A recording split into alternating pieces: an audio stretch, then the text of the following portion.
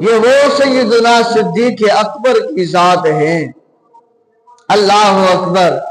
ایک مرتبہ امام الانبیاء صلی اللہ علیہ وسلم نے فرمایا، اے میرے غلاموں، میرا بلال پریشان ہے، ہمارا یار بلال پریشان ہے۔ یا رسول اللہ کیوں پریشان ہے؟ بلال کو کفار تنگ کرتے ہیں،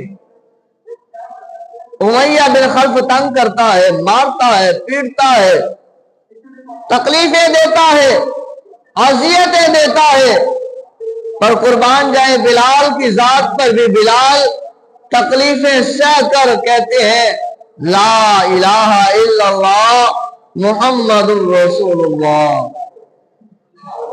وہ مارتا ہے، امیہ بن خلف مارتا ہے، کفار مارتے ہیں، حضرت بلال حبشی رضی اللہ تعالی عنہ کے عشق پر قربان آپ کی زبان پر اور بلند آواز سے نکلتا ہے احد احد احد احد۔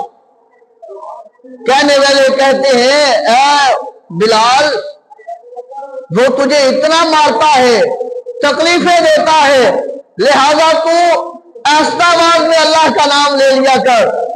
حضرت بلال حبشی رضی اللہ تعالی عنہ آپ فرماتے ہیں کہ یارو، جب ہی وہ مجھے مارتا ہے میں اللہ کا نام بلند کرتا ہوں، مجھے سکون مل جاتا ہے، مجھے سکون مل جاتا ہے۔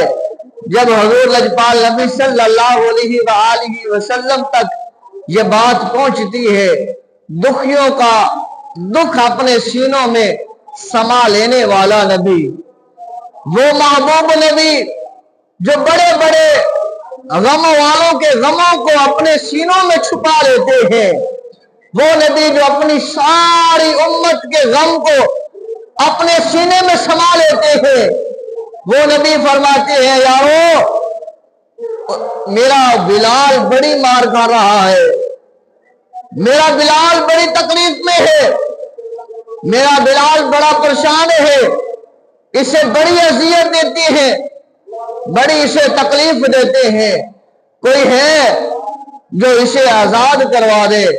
تو سیدنا